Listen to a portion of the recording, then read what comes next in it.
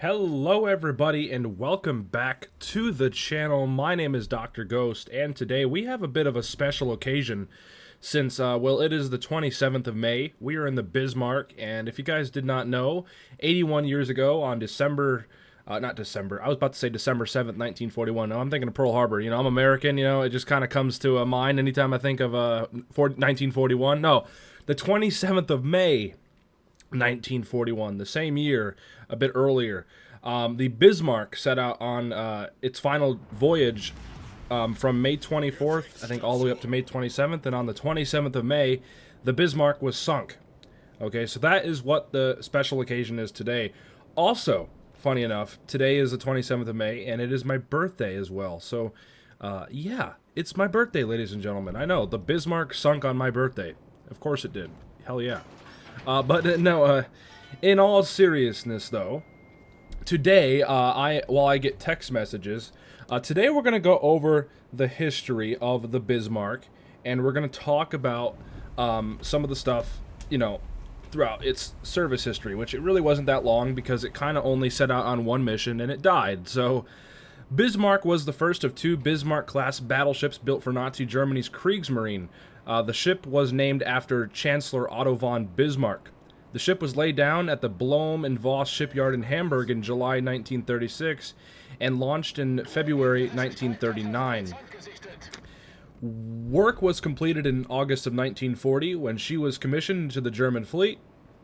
The Bismarck and her sister ship Tirpitz were the largest battleships ever built by Germany up to that point, and two of the largest battleships built by any European power. So very, very, very interesting to say the least. These were huge battleships in proportions, like when it came to all of the European navies. So these were the biggest ships on the waves, so they were a huge threat, obviously, when the British, you know, found out about these things, when the war broke out. In the course of the warship's 8-month career, Bismarck conducted only one offensive operation that lasted 8 days in May of 1941. Codenamed Operation Rheinbung, the ship, along with heavy cruiser Prince Eugen, which is also in the game, was to break into the Atlantic Ocean and raid Allied shipping from North America to Great Britain.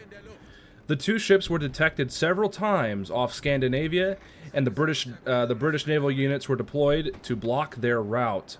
At the Battle of Denmark Strait, the battlecruiser Hood initially engaged Prince Eugen, probably by mistake, while the HMS Prince of Wales engaged Bismarck. In the ensuing battle, Hood was destroyed by the combined fire of Bismarck and Prince Eugen. If you guys do not remember what happened to the Hood, well, it blew up in spectacular fashion like a Christmas tree on the 4th of July.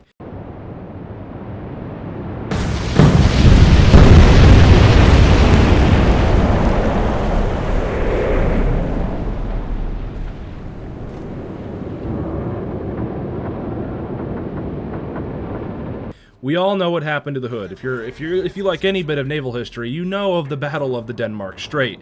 The Denmark Strait being right north of Iceland, and the Bismarck was trying to break out and, you know, go super wide around so it can break out into the North Atlantic and raid Allied shipping. And we all know what happened there, and, well, yeah, the Bismarck sunk the Hood, which, if you guys don't know, HMS Hood was the pride and joy of the British Royal Navy. So it was a big deal. When the Hood was sunk, that was a huge blow to British morale. I mean, an absolute huge blow. And the British were fucking pissed. The Admiralty was like, we gotta get this ship the hell out of here. They sunk our battlecruiser Hood, and we gotta go get some revenge. And that's exactly what they did. The destruction of Hood spurred a relentless pursuit by the Royal Navy involving dozens of warships. 2 days later, heading for occupied France for repairs, Bismarck was attacked by 15 Fairey Swordfish torpedo bombers from the aircraft carrier HMS Ark Royal. One scored a hit that rendered the battleship's steering gear inoperable. So basically, we all know what happened when the Bismarck, one of the torpedoes from the Swordfish torpedo bombers, managed to hit the rudder and knocked it out and caused the Bismarck to go in a forever loop, basically. So anytime we all make jokes about, oh, that ship got Bismarcked, well, that basically means their rudder got knocked out, right? We all make jokes like that all the time. But, yeah, it's pretty interesting, though. Also, Ark Royal, HMS Ark Royal, is in-game as well. All of these ships are in-game, pretty much, except the HMS Prince of Wales. Maybe they'll add that eventually, who knows. But in her final battle, the following morning, the already crippled Bismarck was engaged by 2 British battleships and 2 heavy cruisers and sustained incapacitating damage and heavy loss of life. The ship was scuttled to prevent her being boarded by the British, and allowed the ship to be abandoned so as to limit further casualties. Most experts agree that the battle damage would have caused her to sink eventually. The wreck was located in June of 1989 by Robert Ballard and has since been further surveyed by several other expeditions. So, that is kind of a little bit of an overview of the history of the Bismarck. And it's pretty heroic that this ship, she took an absolute beating. And I think the final message that her captain sent back to Germany was, "Ship out of control, we'll fight to the last shell. Long live the Fuhrer." So, pretty damn heroic. And she did fight to the last shell for as long as she could. And right there, that alone, you got to give them credit, man. You got to give them some credit. So, yeah, man. Anyhow, the Bismarck in-game is definitely not as good, probably, as its real-life counterpart. Obviously, we don't have all of the information to make the Bismarck and most ships in this game perfectly historically accurate, but the Bismarck can definitely tank in this game. But the problem that I have with the Bismarck in-game is it just has so much superstructure, and I tend to get farmed like crazy. You also combine that with the fact that the guns are really weird, they're really wonky, sometimes they're good, sometimes they're not, and it's like, it's one of those things. It is a slot machine for sure, it's got slot machine tendencies. One minute you're getting jackpots, slapping the shit out of people, and next minute you're getting, well, classic good old German dispersion that we all know and love, and it just drives me absolutely bonkers most of the time. But in this game in particular, we're actually going to do pretty good. We're going to be taking an absolute beating, just like most German battleships, but we're also going to be dishing it out. Just ask this Abruzzi here. I think we actually get him on the second salvo, if I recall. Let's see. Yes, we get the Pittadel. Woohoo. That's our first kill of the game. Yeah, we get a Pittadel, because of course we get a Pittadel. We couldn't Citadel him earlier. No. We got to get the Pittadels. We're not allowed to have good things. We're not allowed to have beautiful, big, devastating strikes, you know, because that's illegal in World of Wargaming. So, but anyway, 66,000 damage. I would love to see my attracted damage. That's one thing I wish Wargaming would add, is on the top right, they need to have other damage counters. Like, there's so much space up there they can put them. Like, above the ribbons, they could literally add damage counters. Right up there for attracted damage and spotting damage. I bet my attracted damage already is in the millions. Like, it wouldn't surprise me. But yeah. Anyway, as you guys can see, we got a double fire. We're still just getting absolutely hammered right now by all these battleships. It is not fun. I'm actually looking at their commanders. I'm like, holy crap, they are just pummeling me with secondary fire and main battery fire. This is crazy. But luckily for me, I have still heals. I'm trying to get my health back, and I'm just trying to hang in there.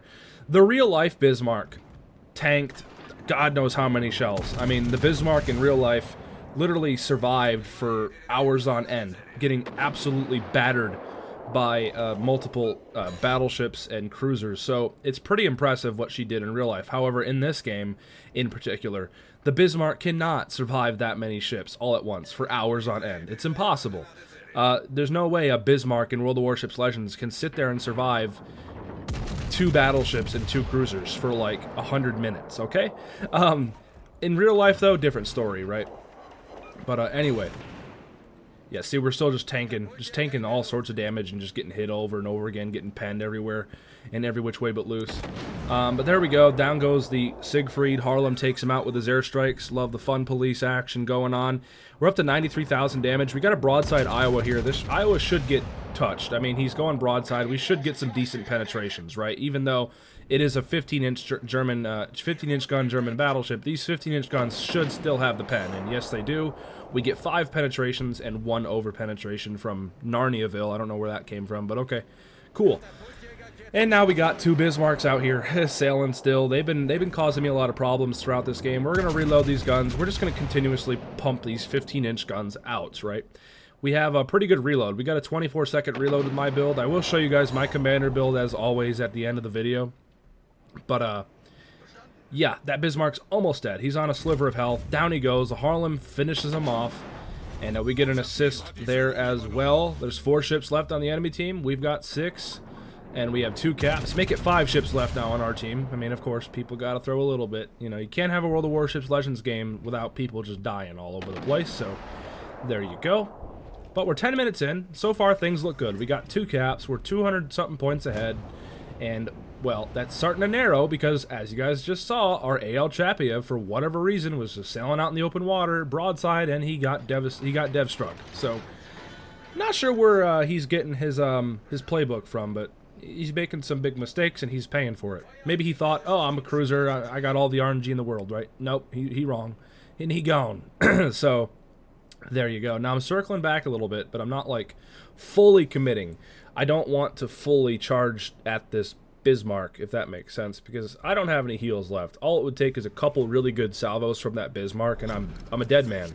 And I know this, so I'm being a little cautious. I'm turning towards, hopefully, to spot him eventually, but I'm not, you know, being stupid about it. I'm not just, you know, charging towards him. You know what I mean? I want to be able to have an out just in case. So, but I know he's not super healthy either.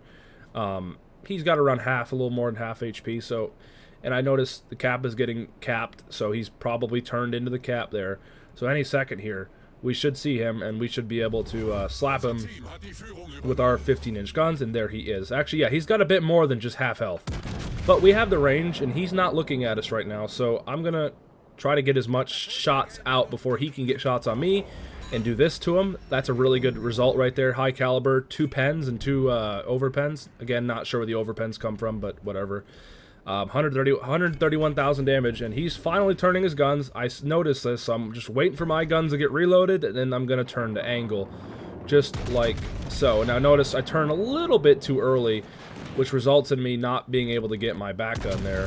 Finally, we get the back gun off, because the gun angles are a little bit weird and wonky, but it's fine.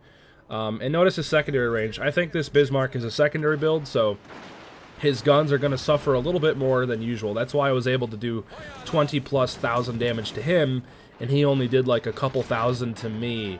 It's his secondaries that are doing right now the most damage. And that's why I'm turning away. I don't have to push in here, right? We don't have to push in. There's a destroyer up here, and there's 2 battleships, and I have low health. 20,000 HP. I'm not being stupid. I'm turning away, right? This is a really close game, and I don't want to be the one that throws it. You know what I mean? Now, their destroyer was spotted to the north above Bravo, so I really don't got to worry about him, but I'm more worried about the Iowa that's behind this Bismarck. All of these battleships just have more health than me, so I'm trying to be cautious here. And that's a beautiful hit. Once again, 3 penetrations, 1 overpen, 3 defense ribbons there as well. Our friendly Fletcher, our mobile player Fletcher, managed to take down that destroyer. So that's definitely going to make our life easier. We are still about 400 points ahead.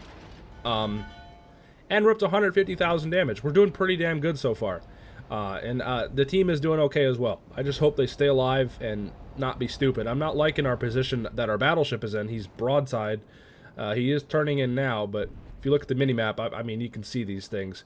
Bismarck is still just over-angled as hell, and down he goes. The Odin takes him down, and now it's just a 3v1. And all that is left is an enemy Iowa.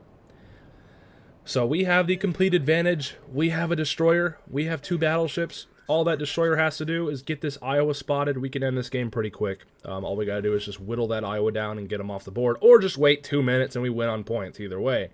Iowa is a little bit less than half health, so it really wouldn't take that long to kill him. I get a shot off there with the front guns. The front gun dispersion is absolutely abhorrent. It's German classic just wonkiness. But we still get a pen for 3,500 damage, despite our dispersion being so wonky.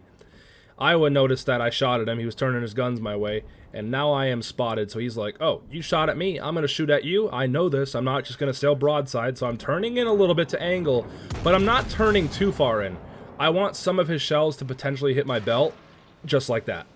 See, if I would have turned directly bow on, those shells would have hit my superstructure, if not my guns, and I could have risked getting citadeled, because I can't count how many times my turrets lately have been getting citadeled. People shooting at my guns and then them getting insano RNG and it goes right down into my citadel. I don't like taking that risk no more. So, but nonetheless, ladies and gentlemen, that is the Bismarck. And yeah, 162,000 damage, 2,700 base XP. Not too shabby whatsoever. I hope you all did enjoy it, man. That was a pretty fun game. Pretty good result.